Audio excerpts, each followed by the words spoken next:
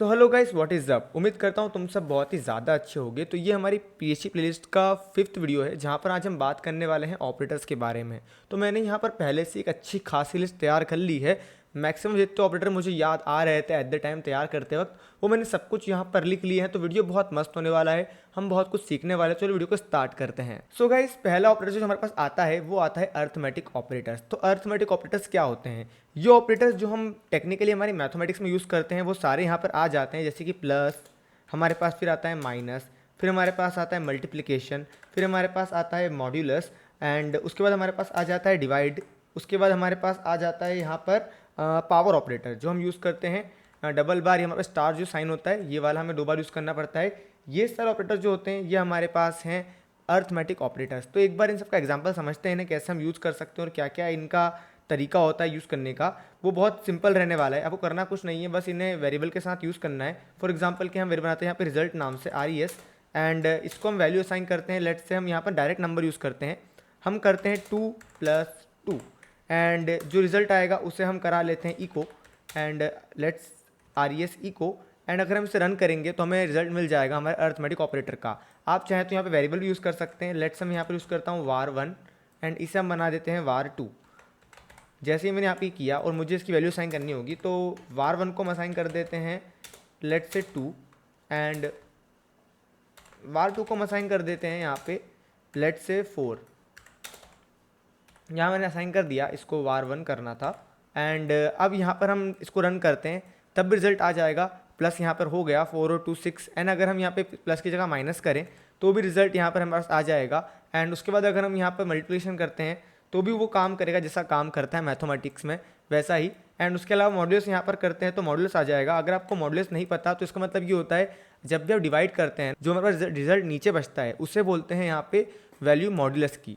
तो अगर यहाँ पे हम 2 और 4 का मॉड्यूलस करेंगे तो हमारे पास आता है यहाँ पे 2, एंड ये हमारा मॉड्यूलस का रिजल्ट है।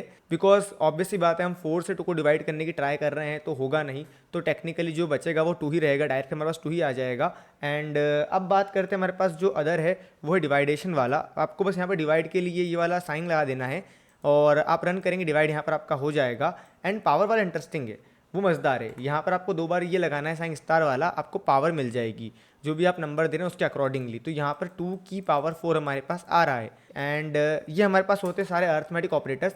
इसके अलावा अब आते हैं यहाँ पर असाइनमेंट ऑपरेटर। असाइनमेंट ऑपरेटर और कुछ नहीं, जहाँ पर हम वैल्यू असाइन करते हैं। सो हम इस कोड को यहाँ पे कॉपी कर लेते हैं। हमारे पास जो ऑपरेटर अवेलेबल है असाइनमेंट के लिए वो होता है एक इक्वल टू, जो हम सब जानते हैं, जो नॉर्मल प्रोग्रामिंग लैंग्वेज यूज़ करते हैं, हम यही यूज़ करते आ रहे हैं बहुत टाइम से वैल्यू असाइन करने के लिए। तो इसे बोलते हैं असाइनिंग ऑपरेटर। एंड उसके बाद हम यहाँ पे यूज़ करते हैं प्लस इक्वल टू, ये बहुत मस्त है, ये भी हम देखेंगे। फिर आता है हमारा माइनस इक्वल टू, एंड फिर आता है मल्टीप्लिकेशन इक्वल टू, एंड फिर आता है हमारे पास डिवाइड इक्वल टू, एंड उसके बाद हमारे पास होता है मॉडुलस इक्वल टू, एंड उसके बाद हमारे पास होता है यहाँ पे पावर इक्वल टू भी।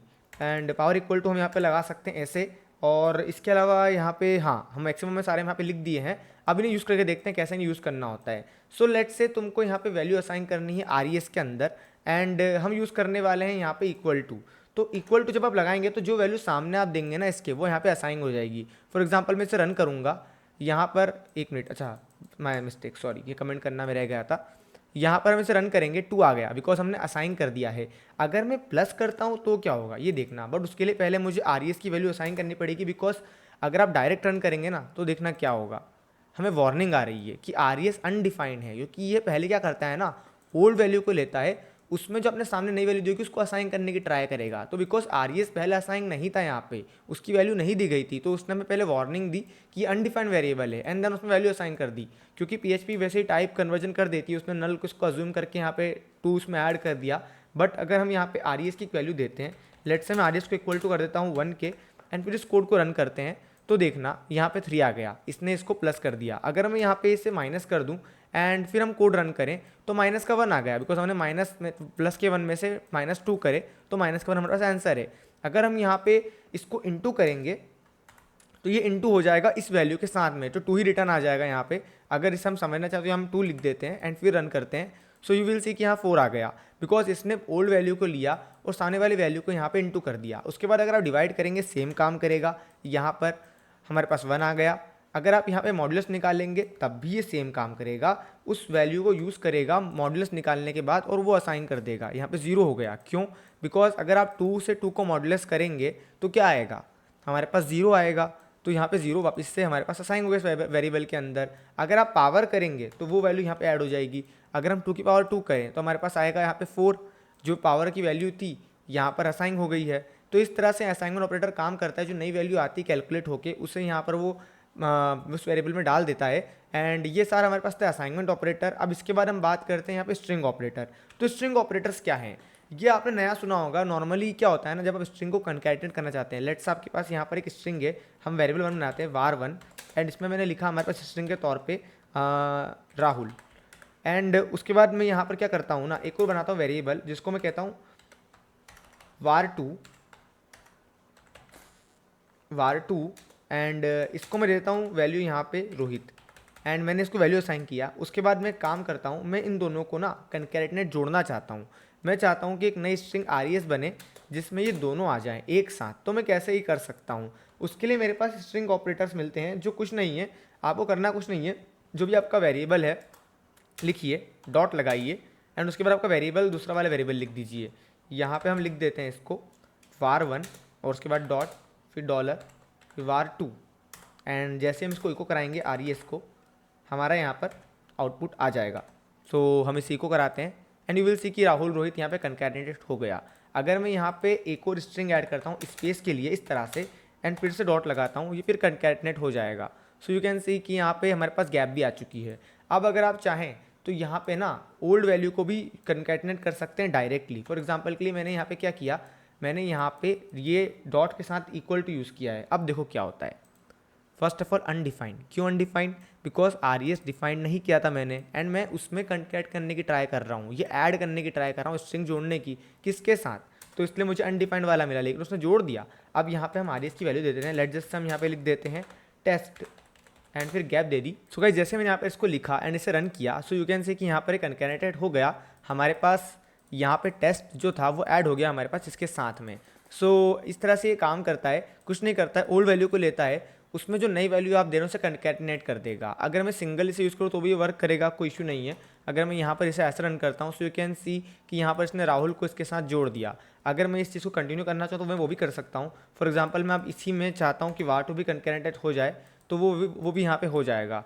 सो यू कैन सी कि यहाँ पर इसने इसे कनकैटिनेट कर दिया है। सो ये हमारे पास है स्ट्रिंग ऑपरेटर, जो आप यूज़ कर सकते हैं स्ट्रिंग को जोड़ने में, कनकैटिनेट करने में।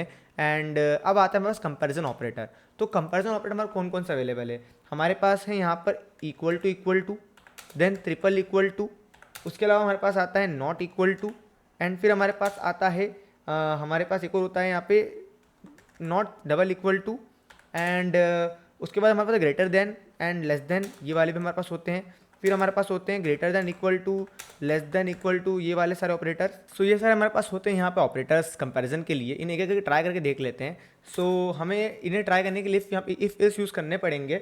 सो अगर आपको इफ़ इल्स नहीं पता क्या होते हैं तो हम इससे आगे जानेंगे यहाँ पर कंट्रोल स्टेटमेंट्स के अंदर, कंट्रोल स्ट्रक्चर के अंदर। सो वहाँ पे आप समझ जाएंगे। अभी फिलहाल ये समझ लीजिए कंपैरिजन में काम आएंगे हमें वैल्यू प्रिंट कराने के लिए। सो अगर मैं यहाँ बनाता हूँ, लेट्स से एक वेरिएबल हम बनाएंगे यहाँ पे var नाम से, एंड फिर हम लगाएंगे इक्वल टू, एंड इसको हम कंपेयर करेंगे var2 से। एंड अगर ये कंपैरिजन सही होता है, इसकी वैल्यू ट्रू आती है कंपैरिजन होने के बाद, तो हम इको करवाएंगे यहाँ पे यस। एंड अगर यहाँ पे हमारे पास नहीं आता है तो हम एल्स में इसको लिख देंगे इको के अंदर नो। और यहाँ पे अब हमें इसकी वैल्यू साइन करनी है var की और var2 की, एंड देन हम सारे इस पर ट्राई करेंगे ऑपरेटर हमारे पास जो अवेलेबल हैं। एंड उसके अलावा हम यहाँ पे टेस्ट करते हैं इसको। var की वैल्यू हम देते हैं यहाँ पे 1, एंड इसको हम दे देते हैं var2 को लेट्स से 2। एंड अगर अब इसे हम कंपेयर करने की ट्राई करेंगे, सो यू विल सी कि हमें यहाँ पे नो प्रिंट हो जाएगा। सो हम इसे रन करते हैं। सो यहाँ नो आ गया, क्यों? बिकॉज 1 इक्वल टू है 2 के नहीं है, दैट्स वाई। अगर मैं यहाँ पे से 1 ही कर देता हूँ, सो यहाँ पर हमें यस आ जाएगा। अब ट्रिपल इक्वल टू क्या है, ये मज़ेदार चीज़ है, ये समझना। पहले क्या करता हूँ, मान लो मैं इस वाले को 1 को करता हूँ ऐसे स्ट्रिंग के अंदर, तब देखो क्या आना चाहिए। What do you think? अगर आप किसी दूसरी लैंग्वेज से आते हैं ना जो टाइप को फोकस करती है, तो यहाँ पे आप कहेंगे कि यहाँ पे नो प्रिंट होना चाहिए, लेकिन पीएचपी देखो क्या प्रिंट करेगी, यस प्रिंट किया। वाई? बिकॉज ये इक्वल टू लूज कंपैरिजन करता है, टाइप पर ध्यान नहीं देता। अगर आप यहाँ पे कंपैरिजन करेंगे तो क्या टाइप है वो मैटर नहीं करता, आपकी वैल्यू को देखा जाएगा। वो देख रहा है यहाँ 1 है, यहाँ 1 है, ओके दैट्स ट्रू, ये सच है, ये दोनों मैच कर रहे हैं, उसने टाइप को नहीं देखा, दैट्स आपको ट्रिपल इक्वल टू मिला है। अगर आप ये लगाएंगे तब ये करेक्ट आंसर देगा। नो, ये एक नहीं है, बिकॉज टाइप यहाँ पे अलग हो रहा है। एंड सेम यहाँ पे होता है हमारे पास ये वाला नॉट इक्वल टू, इस तरह से ही काम करेगा। अगर मैं यहाँ पे 1 लिखता हूँ एंड फिर नॉट इक्वल टू करता हूँ, देखो क्या होता है, हमारे पास नो प्रिंट हो गया। क्यों? बिकॉज 1 और 1 इक्वल है, ये अलग अलग नहीं है। अगर हम यहाँ 2 कर देंगे तो यहाँ पे ये प्रिंट हो जाएगा। अब देखो मैं यहाँ क्या करता हूँ, अगर मैं यहाँ पे स्ट्रिंग यूज़ कर लेता हूँ, इसको हम डाल दें डबल कॉमा के अंदर, सॉरी सिंगल के अंदर डाल देते हैं, तो देखो यहाँ पे क्या होता है। सॉरी इसे चेंज करना भूल गया था। एंड यहाँ पे देखो नो प्रिंट हो गया। वाई? बिकॉज यहाँ पे क्या है, टाइप वाला सेम सिस्टम यहाँ पे रन हो रहा है। टेक्निकली दोनों अलग अलग हैं, ये स्ट्रिंग में है और ये क्या है, ये हमारे पास है इंटीजर के अंदर। लेकिन यहाँ पे हमारे पास प्रिंट क्या हो रहा है, नो, ये उसे सेम बता रहा है, इक्वल बता रहा है। वाई? बिकॉज हमने यहाँ पे लूज वाला कंपैरिजन किया है। अगर हम यहाँ पे एक और बार इक्वल लगा देता हूँ एंड फिर हम करते हैं तो यस आ जाएगा। अब ये सही बता रहा है कि हाँ ये अलग अलग है। तो ये आपको ध्यान रखना है, जब भी आप यूज़ करना है कंपैरिजन, तो मैं आपको रिकमेंड करूँगा आप टाइप वाले यूज़ करें, स्ट्रिक्ट वाले यूज़ करें। ये 3 वाला जो होता है 3 इक्वल टू एंड हमारे पास डबल इक्वल टू के साथ जो नॉट है ये यूज़ करें, ज़्यादा बेटर है। अब आती है बारी less than and greater than के साथ। अब लेस देन ग्रेटर करना कुछ नहीं होता, आप जैसे ही यहाँ पे लिखेंगे हमारे पास जो पहला ऑपरेटर है यहाँ पे एंड रन करेंगे, सो यहाँ पे देखो क्या प्रिंट होता है। पहले से वैल्यू को चेंज कर देते हैं, यहाँ पे इसे कर देते हैं हम 2 एंड अगर से हम रन किया तो हमारे पास यस आ गया। वाई हमारे पास यस आ गया? बिकॉज हमने यहाँ कंपेरिजन किया लेस देन वाला, तो वो क्या बता रहा है, वार 1 जो है वो छोटा है वार 2 से। यस वो छोटा है, ये 1 है और ये 2 है। अगर हम यहाँ 2 कर दें और यहाँ पे कर दें 1 एंड फिर हम कंपैरिजन करें, सो यू कैन सी कि यहाँ पे नो आ रहा है, बिकॉज अब ये कंपैरिजन मैच नहीं हो पा रहा है। अब अगर हम यहाँ पे दूसरा वाला यूज़ करते हैं जो है हमारा ग्रेटर देन वाला, अब अगर हम करेंगे तो हमारे पास फिर से यस आ जाएगा, बिकॉज वार 1 बड़ा है। अब अगर इसे फिर हम उल्टा कर दें एंड फिर से कोड रन करें, नो आ जाएगा, बिकॉज ये अब फॉल्स हो चुका है। हमारे पास वार 1 जो है वो ग्रेटर देन नहीं है वार 2 के, ये हमारे पास है। इसके बाद आता है ग्रेटर देन में इक्वल टू भी होता है हमारे पास, वो अगर यहाँ पे हम डालते हैं तो देखो क्या होता है। अब ये चेक करेगा ग्रेटर इक्वल टू बड़ा हो या बराबर हो। फॉर एग्जाम्पल अगर मैं यहाँ नहीं लगाता ग्रेट इक्वल टू एंड यहाँ पे हम दोनों वैल्यू सेम कर देते हैं, तो देखो क्या होता है, नो ही प्रिंट हुआ। दोनों वैल्यू सेम थी, बिकॉज उसे बड़ा चाहिए, तब हम इक्वल टू लगा देंगे तब यस हो जाएगा, बिकॉज अब वो इक्वल टू भी देख रहा है कि बराबर हो तो भी चलेगा, बड़ा हो तो भी चलेगा। अब सेम यहाँ पे है, अगर हम छोटा वाला कर दें एंड अभी ये दोनों बराबर हैं सिंपल, तो ये यस प्रिंट आ जाएगा। अब अगर हम यहाँ पे इस वैल्यू को हम कर देते हैं बड़ा, तो देखो यहाँ पे क्या आता है, नो, क्योंकि ये वैल्यू बड़ी हो चुकी है। एंड अगर हम यहाँ पे कर दें स्मॉल तो हमारे पास आ जाएगा यस, क्योंकि वैल्यू छोटी हो चुकी है। तो ये हमारे पास था कंपैरिजन ऑपरेटर सारे के सारे। एंड उसके बाद हमारे पास आता है एरर कंट्रोल ऑपरेटर। अब आएगी बात यहाँ पे इंटरेस्टिंग चीज़ों की, ये क्या है, कैसे यूज़ होता है। तो देखो ये मैं तुम्हें रिकमेंड नहीं करूँगा यूज़ करो, बिकॉज अच्छा ये चीज़ है नहीं। ये करता क्या है ना, PHP के अंदर ये एरर को हाइड करने का काम करता है। लेट्स से तुम्हें कुछ भी कोई ऑपरेशन तुम रन कर रहे हो जहाँ पे तुम्हें पता है कि एरर आने वाला है, तो ये जो होगा ना, ये तुम्हारा जो ऑपरेशन का एरर है उसे हाइड कर देगा। कैसे करेगा वो मैं तुमको दिखाता हूँ यहाँ पे। एंड लेट्स से पहले हम एक एरर क्रिएट करते हैं। यहाँ मान लो मुझे एरर बनाना है, तो एरर के लिए हम ऐसा कोड लिखते हैं जो हमें एरर दे दे। सो इसे दिखाने मुझे यहाँ पे एरर क्रिएट करना पड़ेगा। तो हमें यहाँ पे एरर क्रिएट करते हैं अरे के साथ में। लेट्स से मैं यहाँ बनाता हूँ वेरिएबल और जिसे मैं नेम असाइन कर देता हूँ। एंड इसकी वैल्यू मान लो मेरे पास एक अरे है जो अभी मैंने बनाया नहीं है और उससे मुझे मिल रही है जो इंडेक्स नंबर 1 पे ये होगा, मुझे ये पता है। अब मैं इसे रन करता हूँ, बिकॉज मैंने अरे नहीं बनाया था, तो यहाँ मुझे एक वार्निंग आ गई। क्या वार्निंग आ गई? फर्स्ट ऑफ ऑल कि ये एग्जिस्ट नहीं करता है, अनडिफाइन है। सेकंड कि मैं यहाँ पे नल वैल्यू डालने की ट्राई कर रहा हूँ। अब मुझे ना इसे कंट्रोल करना है, हाइड करना है। तो मैं ये ऑपरेटर जो होता है एरर कंट्रोल, ये एडरेट साइन इसके आगे लगा दूंगा, तो ये सारी वार्निंग एरर को गायब कर देगा, खा जाएगा, ये प्रिंट नहीं होगा। फिर यू कैन सी जब मैं इसे रन करूँगा देखो गायब हो गया। दैट्स वाई मैं इसे रिकमेंड नहीं करता हूँ, बिकॉज ये कंट्रोल कर लेता है, उन्हें हाइड कर देता है। तो तुम पता ही नहीं चलेगा कि एरर क्या था, कौन सा एरर था, कब आया। ये कंट्रोल में आ जाता है। इसका मतलब ये नहीं कि एरर कंट्रोल हो गया, सॉल्व हो गया, एरर अभी भी एग्जिस्ट करता है, बस वो हाइड हो चुका है। तो ये बहुत स्पेशल है। अगर कोई यूज़ केस तुम्हारे पास है तब यूज़ करो, वरना मैं रिकमेंड नहीं करने वाला ऐसे यूज़ करने का, बिकॉज इट इज़ रिस्की। ये अच्छी प्रैक्टिस में नहीं आता है, तो इसे ना ही यूज़ करो तो बेटर है। अब इसके बाद हमारे पास आता है इंक्रीमेंट डिक्रीमेंट। तो ये हमारे पास कुछ नहीं है, हमारे पास एक यहाँ पे डबल प्लस डबल माइनस, ये जो ऑपरेटर हमारे पास अवेलेबल है, इंक्रीमेंट डिक्रीमेंट है। काम कैसे करते हैं, लेट्स से यहाँ पर एक वेरिएबल है जिसको हम कह देते हैं नम। इसकी वैल्यू यहाँ पर है 1। अब मुझे इसकी वैल्यू को बढ़ाना है, लेट्स से मैं चाहता हूँ कि ये बढ़ जाए, तो मैं कुछ नहीं करूँगा, नम के साथ प्लस प्लस लगा दूंगा। अब अगर हम यहाँ नम को इको कराएंगे तो देखो नम की वैल्यू क्या हो जाती है, नम इको, एंड लेट्स सी, इसे कमेंट कर देते हैं वरना एरर आ जाएगा। एंड यहाँ पर तुम देखोगे 2 आ गया, बिकॉज इसने क्या किया, 1 प्लस कर दिया। ये हमारा क्या करता है ना, वैल्यू को उठाता है, उसमें 1 ऐड कर रहा है। ये हमारे पास है इंक्रीमेंट ऑपरेटर, यहाँ पे डबल प्लस सेम काम करता है। यहाँ पे माइनस माइनस, अगर मैं माइनस माइनस कर दूंगा ना तो ये घटा देगा, जो वैल्यू थी उस वैल्यू में से पुरानी वैल्यू घटा दी। अब इसे हम समझ सकते हैं, यहाँ पे मैंने मान लो 3 किया एंड फिर माइनस माइनस किया, सो यहाँ पे 1 कम हो गया। तो देख सकते हो ये एक एक कम कर रहा है यहाँ पे। तो ये हमारे पास इंक्रीमेंट डिक्रीमेंट ऑपरेटर हैं, जिन्हें आप यूज़ कर सकते हैं आपकी नीड के अकॉर्डिंग। लूप में बहुत काम आते हैं, ऑब्वियसली लूप में हम बहुत ज़्यादा यूज़ करते हैं। एंड उसके बाद आता है लॉजिकल ऑपरेटर। अब लॉजिकल ऑपरेटर क्या है ना, ये तुम्हें बहुत काम आने वाले हैं इफ़ एल्स कंडीशंस के अंदर। तुमने देखा होगा हमने वहाँ पे कंपैरिजन किया था, कंपैरिजन जो हमने किया था वो क्या था, हमें ट्रू और फॉल्स वैल्यू दे रहा था ना, कुछ वैसा ही सिस्टम समझ लो। बट यहाँ पे हम कंडीशंस देखते हैं, हमें एक से ज़्यादा कंपैरिजन करने हैं। फॉर एग्जांपल के लिए हम एक लिखता हूँ कंडीशन, एंड लेट्स से मुझे 2 चीज़ कंपेयर करनी है। एक वेरिएबल मेरे पास है var1, ये भी ट्रू होना चाहिए, एंड एक वेरिएबल मेरे पास है var2, ये भी ट्रू होना चाहिए। अगर ये दोनों ट्रू हों तभी मुझे प्रिंट करवाना है यहाँ पे इको में कि यस, अगर ट्रू है तो ही यस करवाना है, वरना मुझे कुछ नहीं कराना, कुछ कोड में यहाँ पे नहीं आना चाहिए। कैसे करूँगा, मुझे दिया गया यहाँ पे एंड ऑपरेटर, मैं यहाँ पे कुछ नहीं करूँगा। हमारे पास जो एंड वाला साइन होता है वही आपको लिखना है 2 बार, एंड आपके पास ये हो जाएगा काम, हमारा एंड ऑपरेटर। अब इस वैल्यू को हम असाइन कर देते हैं वेरिएबल्स के लिए। तो var1 की वैल्यू लेट्स से हम कर देते हैं यहाँ पे ट्रू, एंड उसके बाद हमारे पास है var2, इसकी वैल्यू भी हम कर देते हैं यहाँ पे ट्रू। एंड जैसे हमने किया आगे से रन करेंगे, so you will see yes print हो गया बिकॉज मैच कर गया। इसका इक्विवेलेंट हमारे पास टेक्स्ट के अंदर भी अगर आप एंड लिख देंगे ना तब भी ये वर्क करेगा, बट मैं आपको ये रिकमेंड नहीं करूँगा। ज़्यादा बेटर है कि आप ये वाला यूज़ करें, मच बेटर। अब अगर यहाँ पे एक भी वैल्यू फॉल्स हो जाएगी ना तो यहाँ पे हमारे पास आंसर नहीं आएगा, बिकॉज एक भी वैल्यू फॉल्स है तो ये आंसर नहीं देगा, ये इस कंडीशन में नहीं घुसा है। अगर इल्स यहाँ पे होता तो चले जाता, बट इफ इल्स के बारे में बात नहीं करें, दैट्स मैं ज़्यादा उस पर जा नहीं रहा हूँ वरना कन्फ्यूजिंग हो जाएगा।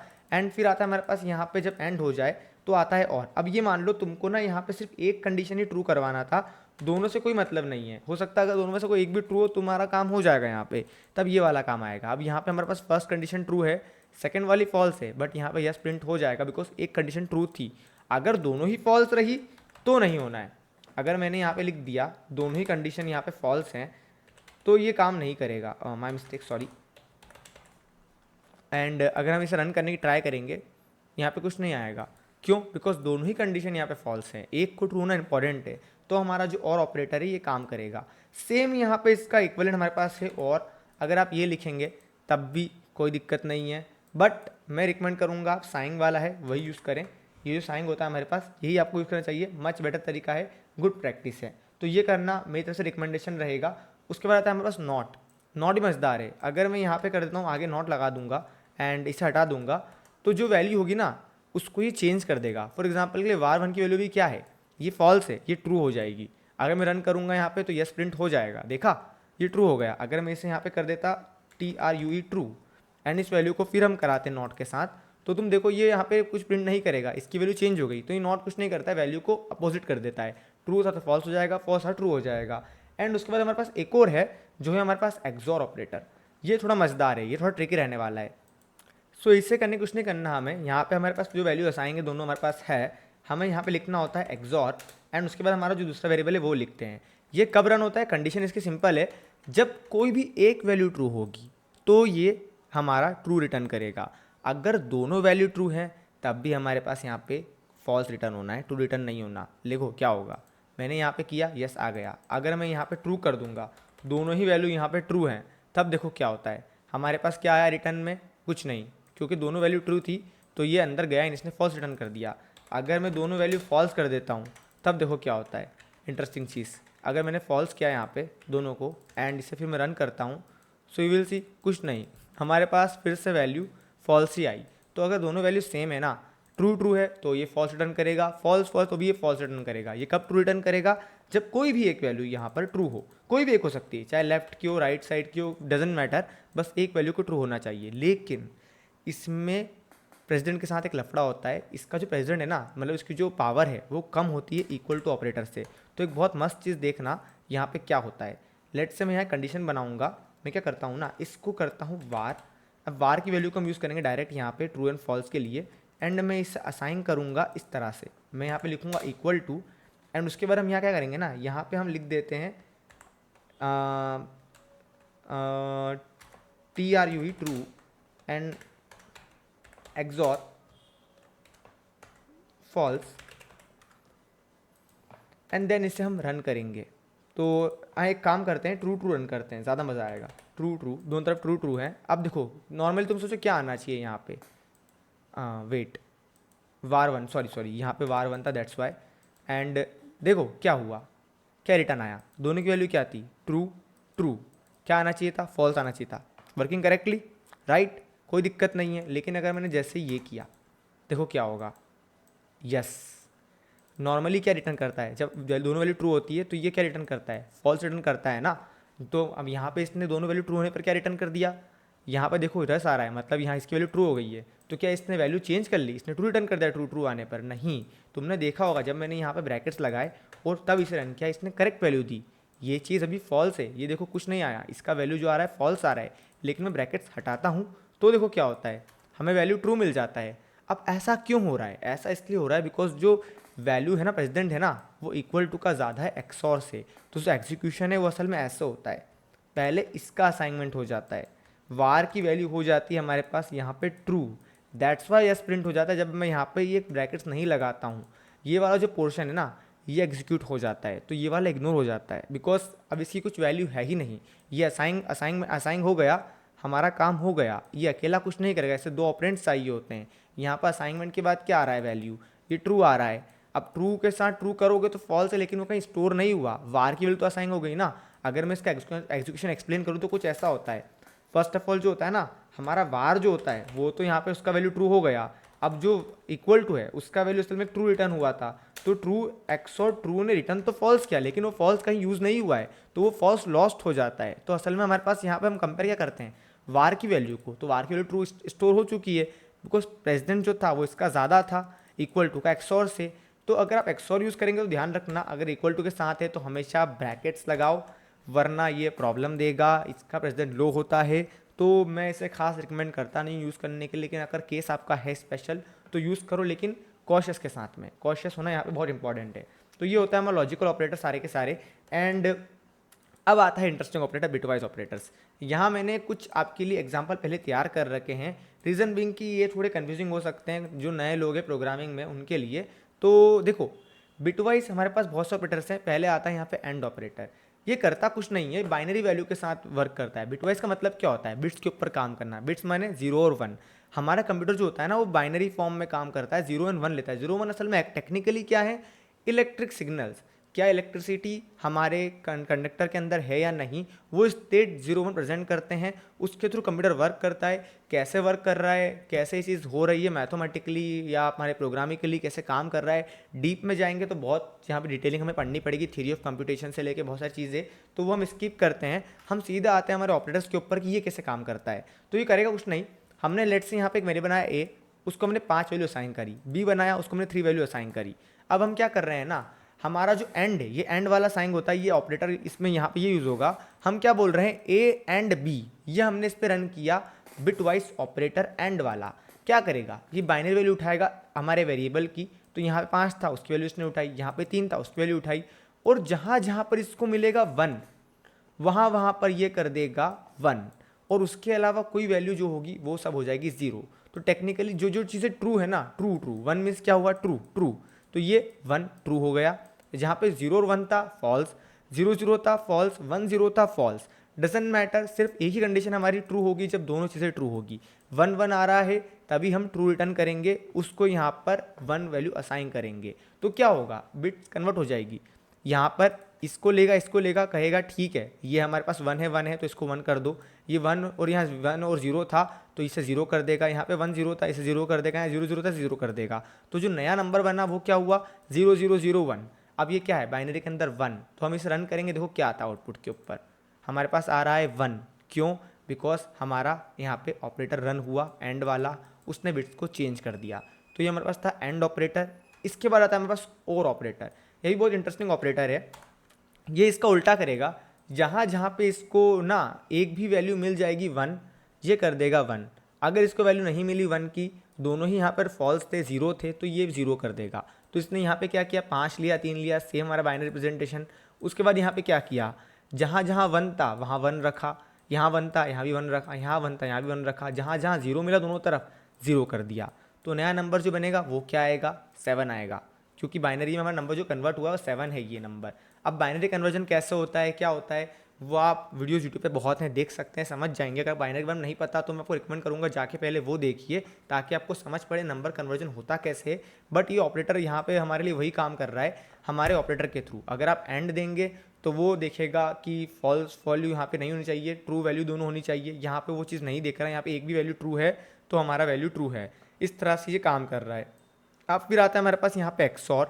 यहाँ पे एक्सॉर के लिए जो साइंग होता है वो हमें ये वाला साइंग है, इस वाला साइंग को हमें यूज़ करना होता है, ये वाला पर्टिकुलरली। इसको आप यूज़ करेंगे एक्सॉर के लिए। सेम काम है, यहाँ पे आप बिट्स है हमारे पास, बाइनरी बिट्स उठाएगा ये उसकी, एंड उसमें एक्सॉर लगाएगा। एक्सॉर क्या है, एग्जैक्टली अपोजिट टाइप में समझ लो। अगर वैल्यू ट्रू है ना दोनों तरफ तो 0, अगर वैल्यू फॉल्स दोनों तरफ तो 0। मतलब चाहे वैल्यू ट्रू हो चाहे वैल्यू फॉल्स हो, दोनों तरफ अगर वैल्यू सेम है ना तो ये रिटर्न कर देगा हमारे पास फॉल्स।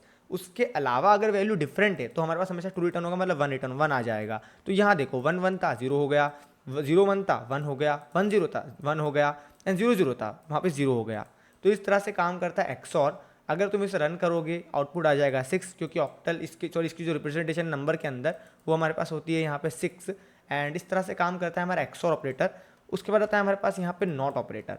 नॉट मजेदार है, नॉट में कुछ नहीं होता है यहाँ पे।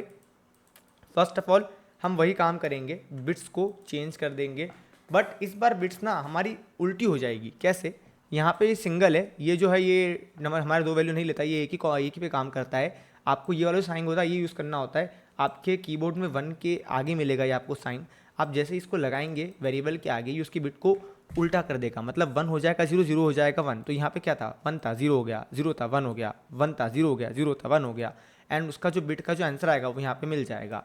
तो यहाँ पे इसका आंसर -6 है, क्योंकि जब इसको कन्वर्ट किया तो ये जो बिट्स थी ये असल में कन्वर्ट करेंगे तो -6 इसका आंसर आ जाएगा यहाँ पे।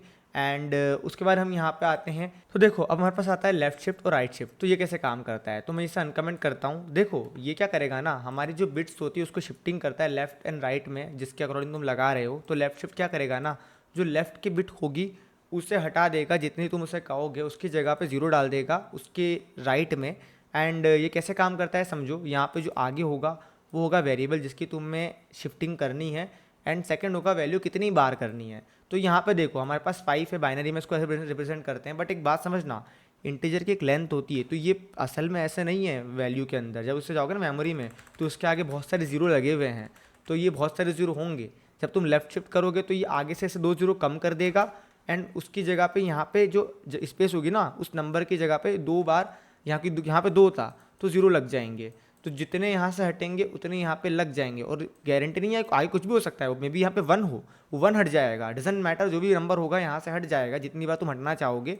एंड उसके जगह पे 0 ऐड हो जाएंगे उसके राइट साइड में, लेफ्ट से कटा राइट में ऐड हो गया। इस तरह से ये काम करेगा। तो देखो तुम्हें दिख रहा होगा, सिमिलर रिप्रेजेंटेशन तुम्हें दिखाई दे रही होगी, ये वाला नंबर तैयार हो गया, ये वाला नंबर, बिकॉज आगे 0 है, मैटर नहीं करता फिलहाल, क्योंकि नंबर हमारे पास जो है वो एक्चुअल ये है।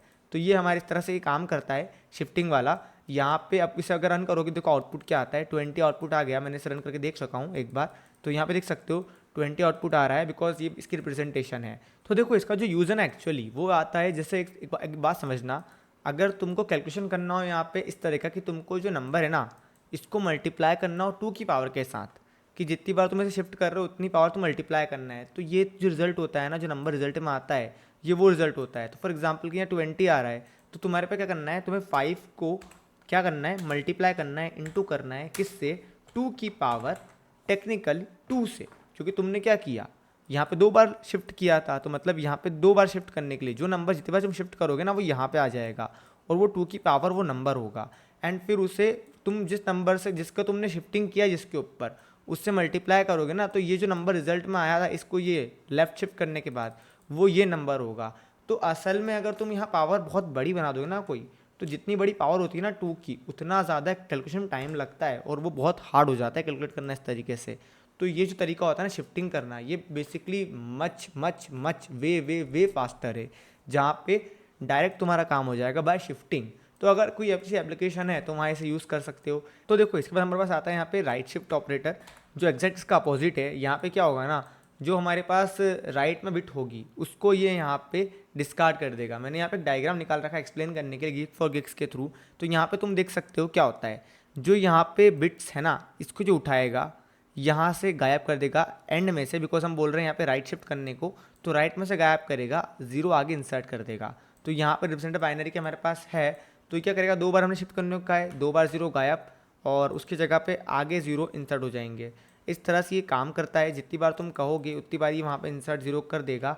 अगर हम यहाँ पे एक बार शिफ्टिंग करते हैं तो सिर्फ एक बार हमारे यहाँ पर वर्क होगा ये वाला, एंड अगर इस हम कोड को रन करेंगे तो अब आउटपुट 2 नहीं आएगा, दूसरा आउटपुट आएगा, बिकॉज हमने यहाँ पे चेंज कर दिया है, हम 2 के साथ नहीं कर रहे हैं, 10 आ गया, बिकॉज हमने इसको एक बार यहाँ पे शिफ्ट कर दिया है। तो इस तरीके से ये काम करता है। एंड उम्मीद है डायग्राम से इसको समझना ईजी रहा होगा, दैट्स मैंने यहाँ पे डायग्राम लगाया है, बिकॉज मैंने सोचा कि हो सकता है डायग्राम से फ़र्क आ जाए, क्योंकि ये थोड़ा कंफ्यूजिंग होता है। अगर आप बहुत बिगिनर हैं तो आपको प्रॉब्लम हो सकता है बाइनरी ऑपरेटर, ये बिटवाइज ऑपरेटर के साथ में, बट मैं कहूँगा एक बार प्रैक्टिस करो, तुमको और चीज़ समझ में आएगी। तो अब बात करते हैं हमारे पास जो नेक्स्ट है वो आता है यहाँ पे टाइप ऑपरेटर। टाइप ऑपरेटर क्या है, ये मज़ेदार चीज़ है। देखो अगर तुम्हारे पास ना कोई ऐसा वेरिएबल है जिसके तुमको पता करना है, ये देखो क्लासेस में तुमको ज़्यादा समझ में आएगा। अभी क्या है ना, हमने क्लासेस वगैरह पढ़ा नहीं, यूप्स पढ़ा नहीं, तो थोड़ा प्रॉब्लम हो सकता है, बट ये समझ लो कि अगर तुम पता करना हो कि क्या ये चीज़ इस टाइप की है, क्या इससे रिलेट करती है, तो तुम ये वाला ऑपरेटर यूज़ करते हो। ऑपरेटर क्या है, इंस्टेंस ऑफ, ये जो कीवर्ड है ना, ये हमारा ऑपरेटर है। अब यहाँ मैंने एग्जांपल तैयार किया है, मैंने क्लासेस तो पढ़ाई नहीं है यहाँ पे, तो मैंने क्लास बनाई नहीं है। हमारे पास जो बाय डिफ़ॉल्ट क्लास आती है एरर एक्सेप्शन क्लास, ये हमें PHP देती है, और ये जो है ना, ये क्लास असल में एक्सटेंड करती है एक्सपेक्शन क्लास को। अब ये एक्सटेंड क्या होता है, इनहेरिटेंस का कॉन्सेप्ट है, ये हम आगे जानेंगे। अब ये समझ लो कि ये क्लास असल में रिलेट करती है इस क्लास से, क्योंकि एक्सपेक्शन क्लास असल पेरेंट क्लास है, ये मेन क्लास है जिसको यूज़ कर रही है एरर एक्सपेक्शन क्लास। तो टेक्निकली ये इसका इंस्टेंस है, तो वैल्यू क्या आना चाहिए, ट्रू आना चाहिए, एंड हमारे पास ट्रू आ गया। अब अगर ये मान लो ऐसी क्लास होती जो इसका यूज़ नहीं कर रही होती, तो ये हमारे पास फॉल्स रिटर्न कर देता। लेट्स एग्जांपल के लिए मैं यहाँ पे कुछ भी अभी दे देता हूँ, लेट्स से मैं नल देता हूँ, एंड देखो क्या हो रहा है, फॉल्स आ रहा है। एंड फिर आता है बस नल से ऑपरेटर। अब ये ना PHP 8 में आया था, तो अगर तुम ओल्ड वाली यूज़ कर रहे हो तो ये काम नहीं करेगा।